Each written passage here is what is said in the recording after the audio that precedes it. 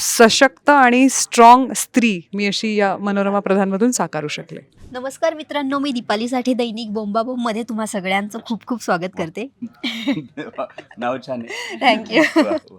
मित्रांनो, आज आपल्यासोबत आहे सालवर्डी सिनेमातील मुख्य अभिनेत्री पूजा सावंत आणि दिग्दर्शक सर. तुम्हा दोघांचंही दैनिक बोंबाबोंब मध्ये खूप खूप स्वागत आहे. 17 एप्रिल रोजी सालवर्डी नावाचा नवीन सिनेमा येतोय. खरं तर या सिनेमाचा टीजर रिलीज झालाय. खूपच एक्साइटिंग आहे आणि सस्पेन्सवाला आहे. सो आम्हाला या सिनेमातील सगळ्या गोष्टींबद्दल जाणून घेण्यासाठी आज आपण बोलणार आहोत. सो सरांपासून सुरुवात करेल की सिनेमाची कथा नक्की कधी सुचली की या अशा प्रकारचा सिनेमा बनवावा? अहिल्यानगर या भागात तालुका आष्टी जिल्हा बीड त्या ठिकाणी आमचं गाव. तर त्या भागामध्ये बरेचसे असे प्रकार घडतात. मी गावाला गेल्यानंतर बऱ्याचशा अशा गोष्टी ऐकण्यात आल्या गावकऱ्यांच्या मार्फत की आपल्या भागात कर्मकांड किंवा हत्याकांड या बाबतीत काहीतरी घडतंय. तर यावरती भाष्य करणारा काहीतरी डोक्यात यावं, कारण की मला जे सध्या चालू घडतंय रिअलिस्टिक, तर त्यावरती भाष्य करायला नेहमीच खूप असं आवडतं की त्यावरती काहीतरी करावं. तर 2023 ला याची सुरुवात झाली. 2023 च्या एंडिंगला याचा स्क्रीन प्ले झाला. तो देखील पितृपक्ष अमावस्यामध्ये रोहित शोकरे यांनी आम्ही लिहून तो कम्प्लीट केला. त्यानंतर 2024 मध्ये याचं पूर्णपणे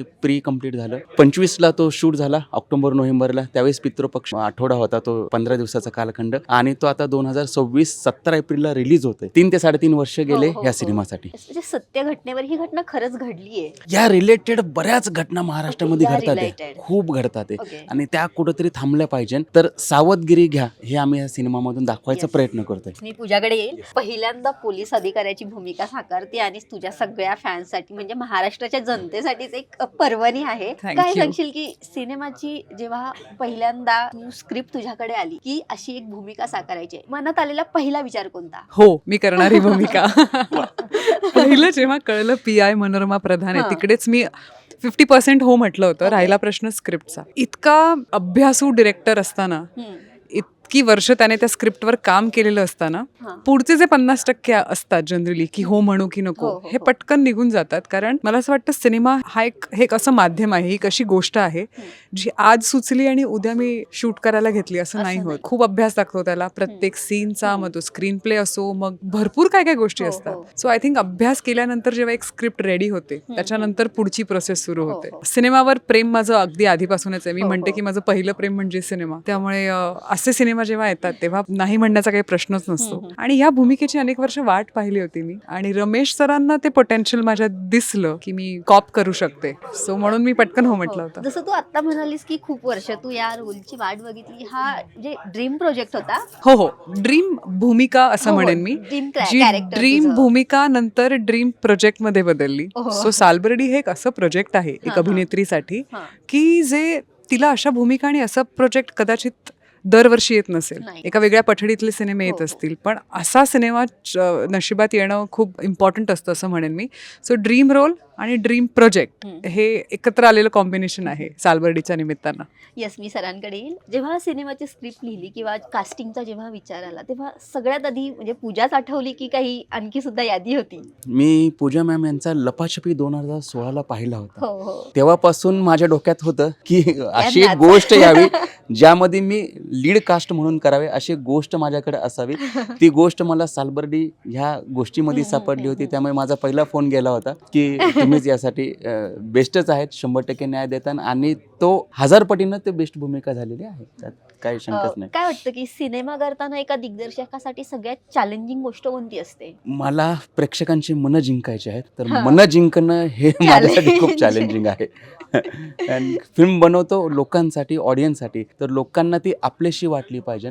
तर आपलीशी वाटण्यासाठी आपण प्रामाणिकपणे त्यात उतरलं पाहिजे. जर उतरलं आणि रिअलिस्टिकला धरून केलं तर नक्कीच लोकांना ते आपलंसं वाटेल, आणि त्यांना आपलंसं वाटलं की मग माझा चॅलेंज जिंकलो असं समजू शकतो मी. येस येस येस, नक्कीच मी पूजाकडे येईल. जेव्हा सिनेमाचं ट्रायल असतं, कॉस्ट्युम ट्रायल वगैरे, जेव्हा पहिल्यांदा तू पोलिसांची वर्दी घातली, काय फील झालं? मला खूप भीती वाटली. भीती वाटली? कारण मला असं वाटलेलं की अरे वा, माझा ड्रीम रोल आहे, आता परिधान करायला मिळणार. हां, हां. तो जेव्हा युनिफॉर्म असा इस्त्री करून हँगरवर आला होता माझ्या रूमवर, ते बघून मी जरा हल्ले की हे खरं होतंय. लाईक जबाबदारी आहे. It's a huge responsibility. तुम्ही नाही इझिली घेऊ शकत हो, या नक्कीच. युनिफॉर्म, कुठल्याच युनिफॉर्मला रादर. आणि तो परिधान केल्यानंतर माझ्या मनात जे चालू होतं ना, ते फक्त मलाच माहिती. एकतर ही रहस्यमयी कथा, आणि त्यात मी पोलीस ऑफिसर प्ले करते, हो. तर आत्ता हे मला जमणार, किती जमेल की नाही, असे अनेक प्रश्न येऊन गेले. सो ज्या क्षणापासून मी तो युनिफॉर्म पाहिला ते आय थिंक सिनेमाच्या पॅकअप पर्यंत मी रिलॅक्स्ड किंवा ये करूया असं नव्हते नाही, कधी. नाही. Was always thinking. विचार सतत चालू असायचे डोक्यात की हा डायलॉग नीट घेतलाय ना मी, ह्यात मी कशी उभी आहे, लॉंग शॉट आहे तर मी पूर्ण हो, दिसते हो. का, हे सगळे विचार चालू म्हणजे होते अगदी डोक्यात. बॉडी लँग्वेज पासूनच प्रत्येक गोष्ट पोलिसांची प्रत्येक भूमिका. गोष्ट Yes, अगं. yes, तर ते yes. चालूच मी रिलॅक्स्ड कधीच नाही नव्हते. नाही नक्कीच आता मी नाही. जितकी खळखळून तुझ्याशी बोलते असं नव्हतं सेटवर. पुढचा प्रश्न असा आहे की जेव्हा तू पोलिसांची भूमिका साकारली होती त्याआधी खऱ्या आयुष्यात पोलिसांशी भेटली का, त्यांच्याशी संवाद साधला का, की कशा प्रकारे आपल्याला ही भूमिका हो साकारावी लागली? मी खऱ्या आयुष्यातले जे हिरो आहेत हो हो त्यांना जाऊन भेटले. अगदी महिला कॉन्स्टेबलना पण मी हिरोच म्हणेन, कारण Yes, ते नक्की. खूप मोठं काम करतात. हो, अगं हो. महिलांसाठी थोडं हो, कठीण हो. आहे डिफेन्समध्ये हो, हो, नोकरी हो. करणं. तर या सगळ्यांना जाऊन भेटले मी, जाणून घेतलं. हम्म, हम्म. मध्ये माझी भेट मीरा बोरवणकर यांच्याशी सुद्धा झाली आणि मी इतक्या छान गप्पा मारल्या. त्यांनी तो एक किस्सा सांगितला, जेव्हा अजमल कसाबला फाशी दिली तेव्हा त्या होत्या तिथे. ओ त्यांची ड्युटी होती तिकडे. अच्छा. सो असे अनेक किस्से मी वेगवेगळ्या पोलीस अधिकाऱ्यांचे ऐकले आणि तो माझा अभ्यास होता खरा. सो या प्रॅक्टिकल हो. ही भूमिका साकारली त्यानंतर तुझ्या वुमन एम्पॉवरमेंट बद्दलच्या भावना कशा बदलल्या का, की त्यात काही?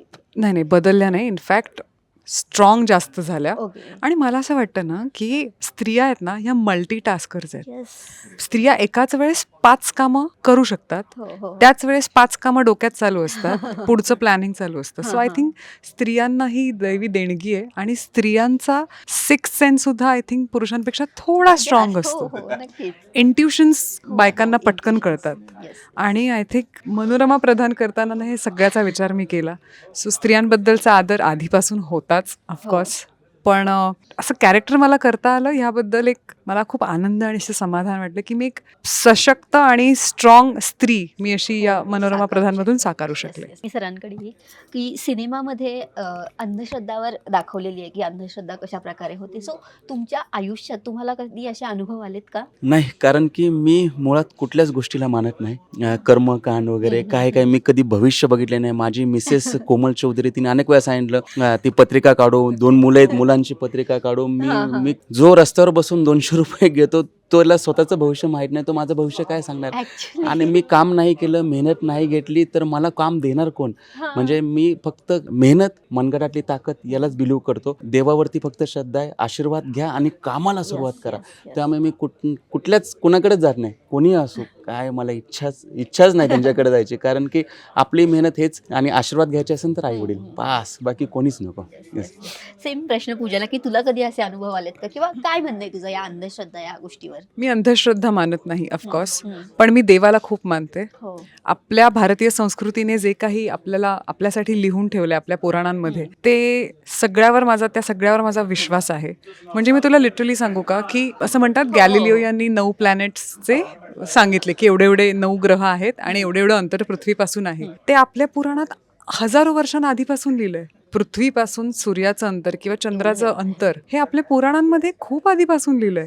सो आपल्या हिंदू धर्माला, हिंदू संस्कृतीला एक सायंटिफिक बाजू सुद्धा आहे. आपल्याकडे कुठलीच अशी प्रथा नाही आहे जिला सायंटिफिक गोष्ट किंवा कनेक्शन नाही आहे. आपल्याकडे एक मंदिर आहे, सोमनाथ मंदिर, त्याच्या एका खांबावर अंतर लिहिलंय एक्झॅक्टली काहीतरी आहे. असे अनेक उदाहरणं तुम्हाला मिळतील सर. सो मला या सगळ्यांवर भयंकर विश्वास आहे. हा, पण त्याचा वापर करून तुम्ही जर अंधश्रद्धा करत असाल तर त्याला माझा पूर्णपणे विरोध आहे. एक रॅपिड फायर राऊंड घेऊया तुझ्यासोबत. सुपर. ओके, कॉमेडी रोल की इंटेन्स रोल? अरे बापरे, मला वाटलं येईल उत्तर मला. कॉमेडी रोल की intense role? Intense. Okay, script की improvisation? Script, always script. Retake की वन टेक? नाही, ह्या दोघांचं उत्तर नाही देणार मी, कारण का मला त्या मोहात अडकायचं नाही 1 टेकच्या. ओके जोपर्यंत परफेक्ट येत नाही, Yes, जोपर्यंत yes, डिरेक्टर बोलत नाही, तोपर्यंत रिटेक्स. ओके, फेम की सॅटिस्फॅक्शन? दोन्ही. दोन्ही. दोन्ही. ओके, अर्ली मॉर्निंग शूट की night shoot? Early morning shoot. मी सकाळी, मला पहाटे किती वाजता उठवा सर? सकाळी 4ची शिफ्ट लावा, मी करेन. नाईट शिफ्ट म्हटलं की अर्ली 5ला रेडी असतो.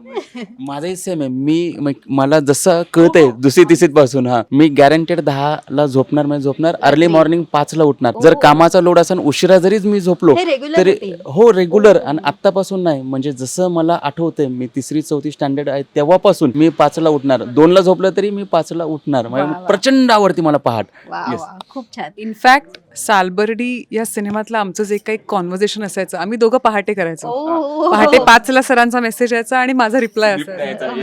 So सालबर्डीचे अनेक संभाषणं आम्ही पहाटेच केली. सो नेक्स्ट मेकअप की natural look. Natural look. Okay action की इमोशन. आता मूळ जशी पूजा आहे हा, इमोशनल हा. तर मी इमोशन निवडेन. ओके डायरेक्टर्स कट की actors choice. Directors cut. Okay. Absolutely. Solo scenes की ग्रुप सीन. ग्रुप सीन खूप मजा येते ग्रुप सीन करायला. आता सालबर्डी या पोस्टरमध्ये तुम्हाला सगळे सिरियस दिसत आहेत तर ऍक्शन म्हटल्यावर हे सगळे मातब्बर कलाकार बरोबर त्या भूमिकेत जायचे. बट कट म्हटल्यावर बापरे जे काय दंगा असायचा यांचा. So group scenes. Yes practice की spontaneous. Practice every time practice. Yes yes तुम्हा सगळ्यांना दैनिक बोंबाबोम कडून सालवर्डी सिनेमासाठी खूप खूप शुभेच्छा. आणि आणखी एक गोष्ट ना मला खरंच बोलायची वाटते. तू मगाशी कॉन्फरन्समध्ये बोललेली की सरांचा स्वभाव की हो. अगदी झिरो इगो पर्सन. आणि लिटरली सांगू मला ते अगदी मगासपासून मी इंटरव्ह्यू घेते आणि ते मला खूप जाणवतंय की सर ज्या प्रकारे मला आन्सर करतायत अगदी स्माइल करून प्रत्येक गोष्टीला खूप फील झालं ते. असा कुठला दिग्दर्शक तू पाहिलास जो कंटिन्युअसली स्माइल हो, चेहऱ्यावर आहे हो, कसं तेच. स्मित हास्य आहे काही नाही. आणि हे Actually. सेटवर पण असायचं हा त्यांचं. मग कितीही प्रॉब्लेम्स येऊ वेनेटी बंद पडो महापूर येऊ गावात चेहरा हाच. हो हो हो पण त्यांच्याकडून आम्हाला ती पॉझिटिव्ह एनर्जी नेहमीच मिळायची. So thank you so much sir. Okay so पुन्हा एकदा तुमच्या टीमला दैनिक बोंबाबोम कडून हाऊसफुल शुभेच्छा. Yes thank you so much.